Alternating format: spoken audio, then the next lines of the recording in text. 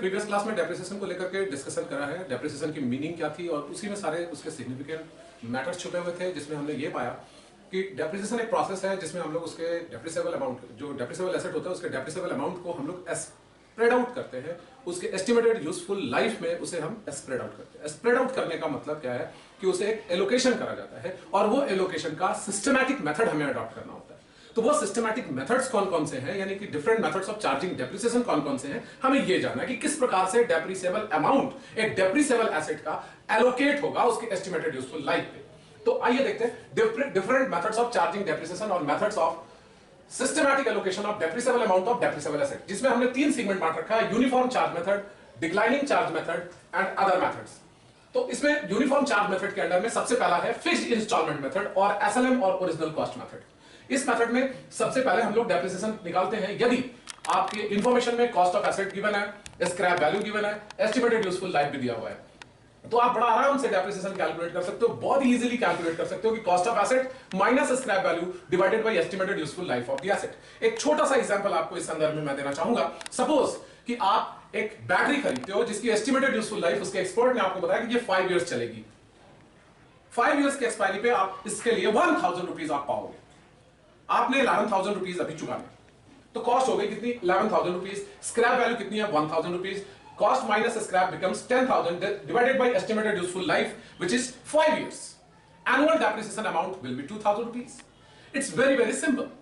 अब रही बात rate of depreciation निकालने की, how would you determine the rate of depreciation? Rate of depreciation is equal to depreciation 2,000 into 100 divided by cost. You will find the rate of depreciation. Cost में यहाँ पे आपको confuse नहीं करना है, cost आपको यही cost लेना है before deducting scrap value. That would be your rate of depreciation. And at the end of the 5 years, depreciation का जो amount total आप कैलकुलेट करते करते 5 ईयर पहुंचोगे तो आपका एसेट स्क्रैप वैल्यू के इक्विवेलेंट हो जाएगा।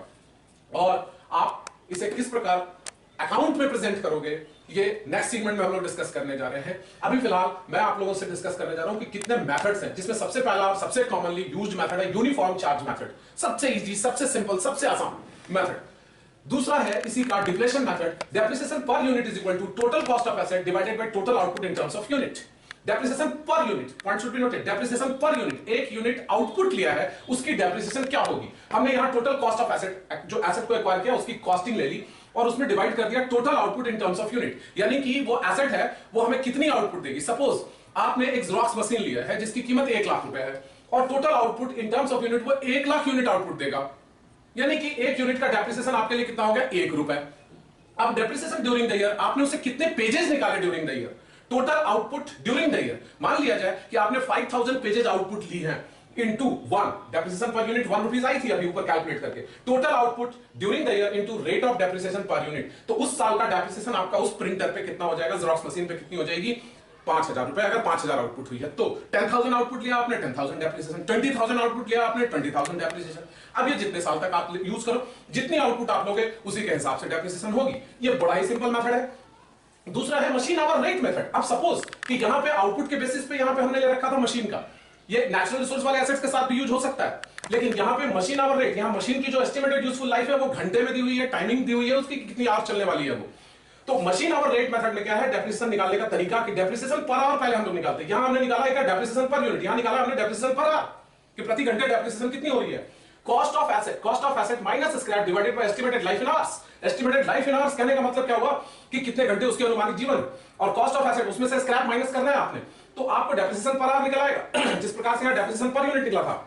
अब आपने ड्यूरिंग द ईयर कितने आवर्स यूज किए उस एसेट को, वही आपका डेप्रिसिएशन होगा जितने आवर्स आपने यूज किए, because you have got depreciation per hour, here you have got how you have got cost minus scrap divided by estimated life in hours, and now depreciation during the year is equal to hours used during the year into depreciation per hour। तो मेरे ख्याल से आप ये point बिल्कुल समझ गए होंगे यूनिफॉर्म चार्ज मेथड में कौन कौन से मेथड है। ये सबसे सिंपल, सबसे आसान, सबसे सिंपल, सबसे आसान यह मेथड है यूनिफॉर्म चार्ज मेथड। तो कहने का मतलब यह है कि इस तरीके से भी डेप्रिसिएशन निकाला जा सकता है, और बहुत सारे एसेट्स के क्लास ऐसे हैं, ग्रुप ऑफ एसेट ऐसे होते हैं जिनमें कि यूनिफॉर्म चार्ज मेथड एडेप्टेबल है और एक्सेप्ट किया जाता है, और इस मेथड से डेप्रिसिएशन निकाला जा सकता है। तो यह मेथड हमें समझना है कि यह भी एक systematic allocation of depreciable amount of depreciable asset है। Now we will move towards the second segment और second group of systematic allocation of depreciable amount of depreciable asset, यानी कि सेकंड मेथड के सीगमेंट में हम लोग पहुंच रहे हैं। यह है डिक्लाइनिंग चार्ज मेथड, ये था यूनिफॉर्म चार्ज मेथड। इसमें क्या होता था कि डेप्रिसिएशन का जो अमाउंट है मोस्ट कॉमनली मोस्ट जनरली एक रेट से एक सिस्टमैटिक वे में year after year similar amount चला जाता था, अनलेस अंटिल ये दोनों मेथड यूज ना हो रहे हो। आउटपुट वेरी करेगा तो यह डेप्रिसिएशन वेरी कर सकता है, बट यहां ध्यान दें कि depreciation year after year similar होगा, लेकिन यहां depreciation year after year decline करेगा। That is why this method has been termed as declining charge method. और डिक्लाइनिंग चार्ज मेथड में हमारे पास तीन मेथड है, एक डिमिनिशिंग बैलेंस मेथड जो कि मोस्ट कॉमनली और वाइडली यूज्ड मेथड है, और दूसरा सम ऑफ ईयर्स डिजिट मेथड जिसे हमने SYDM लिखा है, और डिमिनिशिंग बैलेंस मेथड को हमने DBM लिखा है, और तीसरा है DDM डबल डिक्लाइनिंग मेथड। ये यूएस में यूज हो रहा है मोस्ट कॉमनली, और इस मेथड पे हमारे यहां भी क्वेश्चंस पूछे जा रहे हैं, और ये मेथड भी हमारे इंडिया में भी यूज हो रही है। आइए देखते हैं डिमिनिशिंग बैलेंस मेथड में डेप्रिसिएशन सॉरी किस प्रकार कैलकुलेट करेंगे। Depreciation in first year, cost into rate of depreciation divided by 100 when rate is given. DBM से रेट ऑफ डेप्रिसिएशन अगर दिया हुआ है कि डेप्रिसिएशन चार्ज करने का रेट क्या होगा, और वो रेट दिया हुआ है, तो cost into rate of depreciation divided by 100, ये फर्स्ट ईयर निकला। सेकंड ईयर हम लोग क्या करेंगे कि जो डेप्रिसिएशन फर्स्ट ईयर निकाली गई थी उसे कॉस्ट में माइनस कर देंगे, यानी कि बैलेंस जो एसेट का आएगा after deducting depreciation, balance of asset into rate of depreciation divided by 100। Second year onward, third year फिर हम लोग डेप्रिसिएशन माइनस कर देंगे, फर्स्ट ईयर और सेकंड ईयर दोनों के डेप्रिसिएशन को हम माइनस कर देंगे कॉस्ट ऑफ एसेट में से, and then we will calculate depreciation at a fixed rate whenever rate is given. But when rate of depreciation is not given, you will have to calculate the rate by using this formula. अब हम लोगों को इस फॉर्मूले पर भी जाना है और इसकी डिटेल में डेप्थ में एनालिसिस करनी है, वो हम लोग नेक्स्ट सेगमेंट में करने जा रहे हैं with in the short span of time I would say, और बहुत ही समराइज्ड वर्जन में हमने इसे डिस्कस करना है, और वो आपने स्टोर करना है, और कैलकुलेशन को आसान बनाना है, कॉम्प्लेक्स नहीं बनाना है। हम लोगों ने इस पर डिस्कस करना है विद एन एग्जांपल, एक एग्जांपल के साथ हमने इस पर डिस्कशन करना है, और इस पे भी डिस्कशन करना है लेटर ऑन, नेक्स्ट सेगमेंट वो आने जा रहा है। अभी फिलहाल आपको एक इंट्रोडक्शन दी जा रही है इस वीडियो के माध्यम से कि कितने मेथड्स हैं, uniform charge method, declining charge method and other methods. Diminishing balance method में और फिक्स्ड इंस्टॉलमेंट मेथड में आप यहां पे देखेंगे कि ये ऐसा मेथड है चार्जिंग डेप्रिसिएशन जिसमें कि amount of depreciation year after year similar होता है, और इसमें क्या होता है कि अमाउंट ऑफ डेप्रिसिएशन डिक्लाइन करता चला जाता है। तो इन दोनों की एक कंपैरेटिव हमें एनालिसिस भी करनी है कि कौन सा मेथड किस एसेट के लिए सूटेबल है, इस मेथड के क्या प्लस है और क्या माइनस है, और इस मेथड के क्या प्लस और क्या माइनस है, किस प्रकार के एसेट के लिए इसकी सूटेबिलिटी है, और इस मेथड की किस एसेट के लिए सूटेबिलिटी है। We will discuss later on, but first we have to consider, we have to look after which types of methods can be used for systematic allocation of depreciable amount of depreciable asset. तो अभी इसी में declining charge method में हमारे पास दूसरा method है सम of years digit method. ये एक सिंपल मेथड है, इसमें हम लोग करते हैं डेप्रिसिएशन कैलकुलेट किस प्रकार से। आप यहां देखें, depreciation is equal to remaining life of asset. अब 4th year, 5th year, first 5 year बची हुई है लाइफ, 6 ईयर बची हुई है लाइफ, कितनी लाइफ बची हुई है, remaining life of asset into cost, जो कॉस्ट है वो, और divided by sum of the digits of the life of asset in the year. Suppose किसी एसेट की 5 साल लाइफ है, तो 1 2 3 4 एंड 5 हम लोग सभी को जोड़ लेंगे। 5 + 4 9 + 3 12, ओके, +2 14 +1 15, और एसेट का फर्स्ट ईयर का डेप्रिसिएशन अगर निकाले तो 5 ईयर लाइफ बच रही है, तो remaining life in life of asset 5, cost of asset suppose 15,000 divided by 15, that would be your depreciation for first year. Fourth second year की डेप्रिसिएशन निकालोगे तो remaining life of asset 4 into cost 15 divided by 15, that would be the depreciation of second year, and so on. You will have to calculate the amount of depreciation year after year till 5th year. Double declining method, ये बड़ा interesting method है, ये combo है। Double declining method जरूर है लेकिन ये combo है, इसमें इस मेथड को भी फॉलो करते हैं और इस मेथड को भी फॉलो करते हैं, इस मेथड और इस मेथड को फॉलो करके ये बना डबल डिक्लाइनिंग मेथड। कैसे होता है इसमें ये काम? First of all cost of asset दी गई है, स्क्रैप वैल्यू भी दी गई है, और आप स्क्रैप वैल्यू को फिलहाल इग्नोर कर दो। कॉस्ट ऑफ एसेट में आप डिवाइड कर दो, कॉस्ट ऑफ एसेट को डिवाइड कर दो किससे? उसके एस्टिमेटेड यूजफुल लाइफ से। देखिएगा यहां पे, you find depreciation and rate of depreciation as SLM, whatever you have done here, depreciation, rate of depreciation, ये प्रोसेस आपको यहां भी दोहराना है, यहां करना है पहला काम। find depreciation and rate of depreciation as SLM, ignoring the scrap value, यहां आपने scrap value लिया था लेकिन यहां पे scrap value ignore कर दोगे, फर्क ये हो गया। and then double the rate for charging depreciation, अब मान लो कि रेट आई है 15%, अब आपने चार्ज करना है 30%, डबल कर दिया रेट। कॉस्ट ऑफ एसेट थी जो भी माइनस क्या स्क्रैप वैल्यू यहां पे, लेकिन ये तो यूनिफॉर्म चार्ज मेथड का एसएलएम था, लेकिन हमें डीडीएम करना है, डबल डिक्लाइनिंग मेथड करना है, तो कॉस्ट ऑफ एसेट स्क्रैप को इग्नोर करके एस्टिमेटेड यूजफुल लाइफ डिवाइड कर देंगे, डेप्रिसिएशन निकल आएगी। रेट ऑफ डेप्रिसिएशन निकालने के लिए डेप्रिसिएशन इनटू 100 बाय कॉस्ट करेंगे, रेट ऑफ डेप्रिसिएशन आ जाएगा। सपोज कि 15% आई है, 15 इनटू 2 करेंगे, ट्वाइस कर देंगे रेट को, देन इट बिकम्स 30%। अब हमने करना क्या है कि find the depreciation and rate of depreciation as SLM, ignoring the scrap value, and then double the rate for charging depreciation from DBM year after year to bring equal to scrap value, और तब तक करते रहना depreciation depreciation depreciation जब तक कि scrap value के near by हम लोग ना पहुंच जाएं। और जैसे ही जिस ईयर हम लोग स्क्रैप वैल्यू के नियर बाई पहुंच गए, उस ईयर की डेप्रिसिएशन हम लोग कैलकुलेट उससे ज्यादा नहीं कर सकते जितनी की स्क्रैप वैल्यू है, और स्क्रैप वैल्यू तक ही डेप्रिसिएशन होगा, उसके आगे डेप्रिसिएशन नहीं होता। तो इस मेथड की विशेषता यह है कि हम लोग डीबीएम भी फॉलो करते हैं। यहां पे हमने इसके लिए भी एग्जांपल ले रखा है, और वो सीक्वेंट भी आपके पास जल्द आने जा रहा है। नेक्स्ट वीडियो उसी का होगा जिसमें कि हम सभी के एग्जांपल्स पे आएंगे और सभी के फॉर्मूलाज को आपको टेस्ट करके देते हुए चलेंगे। फिलहाल ये आप सबने नोट करना है, आप नोट करें, यहां से शुरू करें, इस पे आ जाएं और यहां तक पहुंचे, एंड देन अदर मेथड पे आपने आना है। आप फर्स्ट पेज में इसे कर लें, सेकंड पेज में इसे कर लें, भाई साहब आप जूम कर लें, इसको जूम करके दे दें इन बच्चों के लिए, और डिक्लाइनिंग चार्ज मेथड के लिए भी आप ये दोनों को सेगमेंट को 1 बाय 1 करके जूम कर दें, ताकि वो पास करके और वो इसे नोट डाउन कर सकें, और ताकि हम जब इसके बारे में डिटेल डिस्कशन करने लगे तो उनके पास ये फॉर्मूलाज अवेलेबल हो, वो on that point of time उनके पास कोई कंफ्यूजन ना हो कि हम लोग कहां जा रहे हैं और किस सेगमेंट पे डिस्कशन कर रहे हैं ना। हमें अब मूव करना होगा थर्ड सेगमेंट की तरफ, अदर मेथड की तरफ। ये दो मेथड समझ गए आप सभी लोग। थर्ड मेथड देखें, थोड़ा यहाँ पे ज्यादा फोकस करने की जरूरत होगी, रीजन इज दैट थोड़ी राइटिंग छोटी करी गई है कंटेंट ज्यादा होने की वजह से।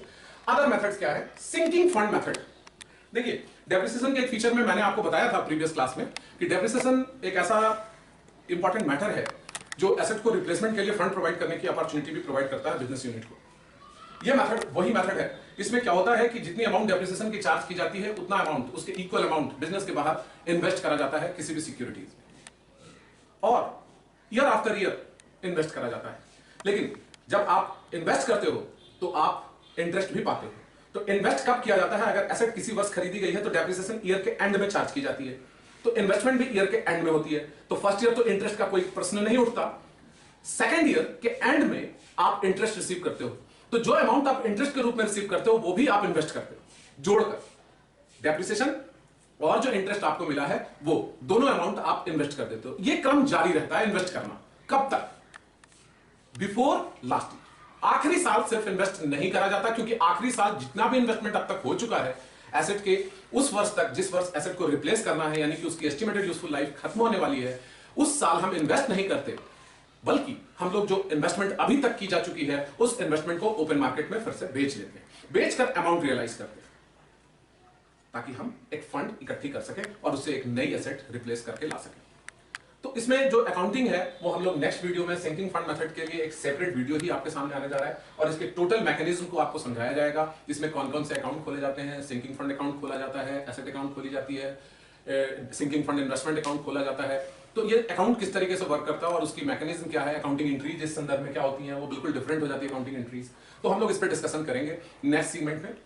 सिंकिंग फंड मेथड के बारे में भी डिस्कस करना है हमें। Insurance policy method is just like sinking fund method, but दोनों के बीच में डिफरेंस एक ये है कि यहां पे एक इंश्योरेंस पॉलिसी ली जाती है। डेप्रिसिएशन यहाँ एन्युटी टेबल की मदद से की जाती है, और यहाँ इंश्योरेंस पॉलिसी मेथड में एक इंश्योरेंस पॉलिसी ही ले ली जाती है कि after expiry of certain period वो पॉलिसी सरेंडर कर दी जाए, या फिर पॉलिसी से अमाउंट मिल जाएगी इंश्योरेंस कंपनी से और एसेट को रिप्लेस कर लिया जा सकेगा। तो ये भी कोई डिफिकल्ट मेथड नहीं है। अगर आप सिंकिंग फंड मेथड समझ जाते हो तो इंश्योरेंस पॉलिसी मेथड आपके समझने में कोई डिफिकल्टी नहीं आने वाली है। तो ये भी एक मेथड है। एन्युटी मेथड है, ये एक इंटरेस्टिंग मेथड है। इसमें क्या होता है ना कि interest on amount invested in asset is also taken into consideration.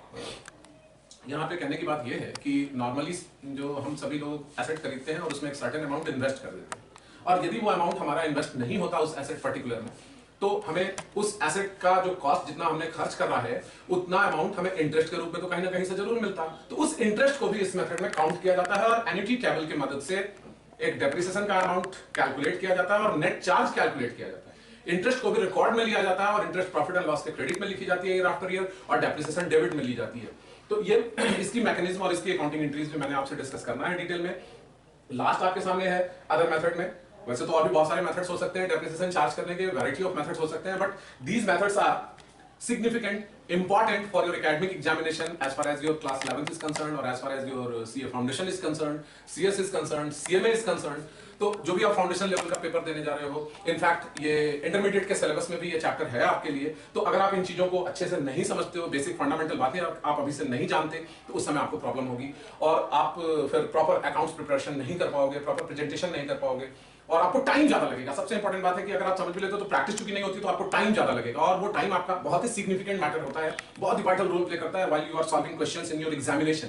वहां एक टेम्पो मिलती है, एक मोमेंटम मिलता है, और आपका कॉन्फिडेंस जो होता है वो हाई होता है, बिकॉज आप ये जानते हो कि भाई हमने ये चीज ये चैप्टर 11 में पढ़ा, हमने फाउंडेशन लेवल में भी पढ़ा, नाउ हमने इंटरमीडिएट में भी यही चैप्टर मिल रहा है हमारे हाथ में। तो कहने का मतलब ये है कि वहां आपको एडवांस लेवल के क्वेश्चंस भी मिलते हैं, कुछ प्रोफेशनल क्वेश्चंस भी मिलते हैं, तो आप उन क्वेश्चंस को टैकल करने के एक टेम्परामेंट डेवलप कर लेते हो, एक मोमेंटम आपको मिलती है और आप उसको आसानी से सॉल्व कर पाते हो। तो ये आपके सामने जो ग्लिम्स रखा है मैंने, वो रीजन इज दैट कि आप इसे ऑलवेज ध्यान में रखो कि इतने मेथड्स हैं जो कि हमें फोकस रखने, ऑलवेज कंफ्यूजन कभी क्रिएट नहीं होना चाहिए माइंड में कि क्यों कैसे क्या करना है किसी भी मेथड में। और जब भी आपको अपॉर्चुनिटी मिले आप इसे एक बार जरूर देख लो और अपनी कॉपी में इसे नोटबुक में नोट कर डालो, तो आपको कभी कंफ्यूजन होगा नहीं। एक बार फिर से आप इस बात को देख लो, शायद आपको लिखने में प्रॉब्लम हो तो आप यहाँ पे प्लीज जूम कर देना please. An amount equal to depreciation charge every year is invested outside the business, उसे हम लोग सिंकिंग फंड इन्वेस्टमेंट का नाम दे देते हैं, कुछ लोग डेप्रिसिएशन फंड इन्वेस्टमेंट भी कहते हैं उसे, along with interest thereon, interest के साथ। मैंने बताया अभी आपको, एक्सेप्ट लास्ट ईयर इन्वेस्ट नहीं करा जाता, but depreciation last year charge किया जाता है, but amount is not invested outside to the business, because हमें उस साल इन्वेस्टमेंट बेचना है ना कि इन्वेस्ट करना है again. In the last year investment is sold and asset is replaced, investment को बेच दिया जाता है और एसेट रिप्लेस कर ली जाती है। इंश्योरेंस पॉलिसी मेथड और सिंकिंग फंड मेथड में सिमिलैरिटी है, वो हम लोग डिस्कस करेंगे।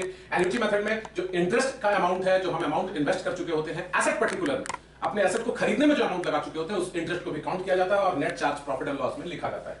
इन्वेंटरी सिस्टम लास्ट वाला है। इन्वेंटरी सिस्टम को एक बार देखिए, बहुत ही सिंपल है, आप जानते हो इन चीजों को। यहाँ क्या है कि वैसे एसेट के लिए है ना जिनके लिए कि पर्टिकुलरली स्पेसिफाई हम लोग पर्टिकुलर अकाउंट नहीं बना सकते, जैसे टूल्स हैं, छोटे छोटे स्पेयर पार्ट्स होते हैं, तो इन चीजों के लिए हमने करना है और खरीदे जाते हैं, वो कुछ यूज कंजम्पशन में भी आते हैं और उसे हम स्टॉक कह भी नहीं सकते। लेकिन सिस्टम हमारा इन्वेंटरी सिस्टम ही है। यहाँ पे ओपनिंग बैलेंस ऑफ एसेट का जो ओपनिंग बैलेंस एसेट का जो हमारा ड्यूरिंग द ईयर था at the commencement of the financial period, हमने ड्यूरिंग द ईयर एसेट खरीदी कितने की वो जोड़ लेते हैं और closing value of asset find out कर लिया कि क्लोजिंग मेरे पास एसेट कितने की है, डिफरेंस जो अमाउंट आएगा वो डेप्रिसिएशन ड्यूरिंग द ईयर होगा।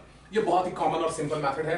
ये उन एसेट्स के लिए जिनको स्पेसिफिकली हम काउंट नहीं करते और सेपरेट उसके लिए हम कुछ अकाउंट बना नहीं सकते, तो उसके लिए ये सिस्टम लागू होता है। और मैंने आपको एग्जांपल दिया कि लूज टूल्स इस प्रकार से वैल्यू की जाती है और उसकी डेप्रिसिएशन इस प्रकार से कैलकुलेट की जाती है। Loose tools are also asset. So once again I would call you all that please note it down, different methods of charging depreciation or method of systematic allocation of depreciable amount of depreciable asset, जिसमें तीन method आपको दिख रहे होंगे, uniform charge method, declining charge method and other methods.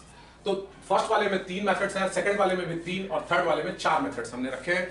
I hope कि आप इसको लिख लोगे immediately as soon as possible. Then we will discuss uniform charge method of charging depreciation, जिसमें हमने डिस्कस करना है फिक्स्ड इंस्टॉलमेंट मेथड और SLM और ओरिजिनल कॉस्ट मेथड।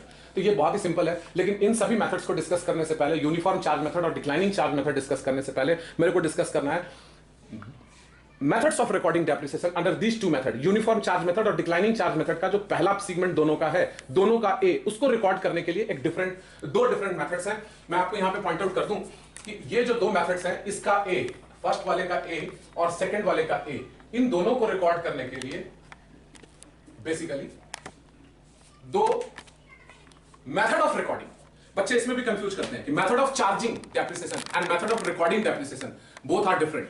हम लोगों ने अभी वो डिस्कस करना है फर्स्ट ऑफ ऑल कि वो दो मेथड कौन कौन से हैं। पहला मेथड है provision for depreciation account is kept और दूसरा मेथड है कि when provision for depreciation account is not kept. बच्चे यहां भी कंफ्यूज करते हैं थोड़ी सी कि एसेट डिस्पोजल अकाउंट बनाना है। कभी क्वेश्चन ने कह दिया कि एसेट डिस्पोजल अकाउंट बनाना है, कभी कहा जा रहा है कि नहीं एसेट डिस्पोजल अकाउंट नहीं बनाना है आपने। तो थोड़ी सी समस्या पता नहीं क्यों आती है तो बड़ा ही सिंपल मैटर, बट थोड़ी सी प्रॉब्लम आती है बच्चों को। मैंने उस पर भी डिस्कशन करना है, तो पहले मैंने ये डिस्कस करना है, आप इसे पहले नोट करें और मैं डिलीट करता हूं और नेक्स्ट सेगमेंट की तरफ मूव करता हूं।